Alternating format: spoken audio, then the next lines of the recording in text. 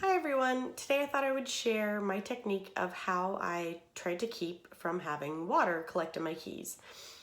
This used to be an issue a lot for me, but since having done this technique, it's pretty rare that it happens, and when I do notice that I'm starting to get any water again, I just do this technique again, and it takes care of everything. What you'll need is, I keep an eyedropper of mineral water. It needs to be mineral water because the minerals are the important part. So what you'll do first is fully oil and make sure that your instrument is dry. So fully oil the bore and then make sure it's completely dry before you do this. I usually wait a day or maybe two after oiling the bore, and then I'll do this. You don't have to oil the bore every time to do this. You can do this in between oilings. It's just always a good marker for me to do it right after oiling it so that it starts the process.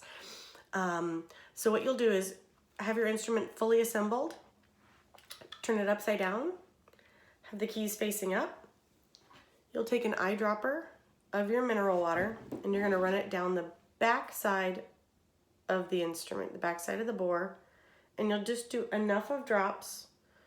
I do one or two at a time until water just barely starts to come out of the reed well.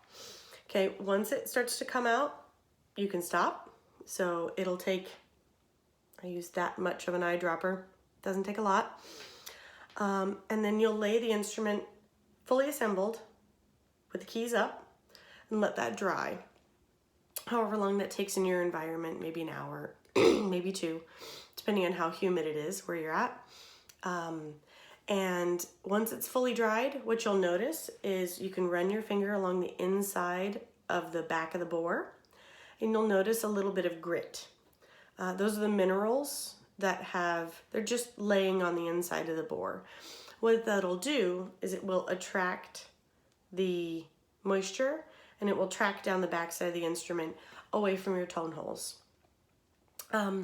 And this will come off gradually as you swab. It won't all come off right away at once.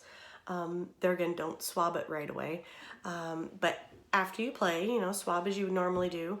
And if you start to notice that you're having water issues again, you can do this again. But take a feel on the inside just to see what it still feels like, if you can still feel any of the minerals in there. But this won't damage the wood.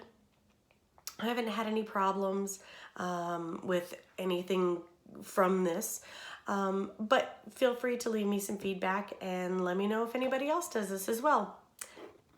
Stay safe, stay healthy.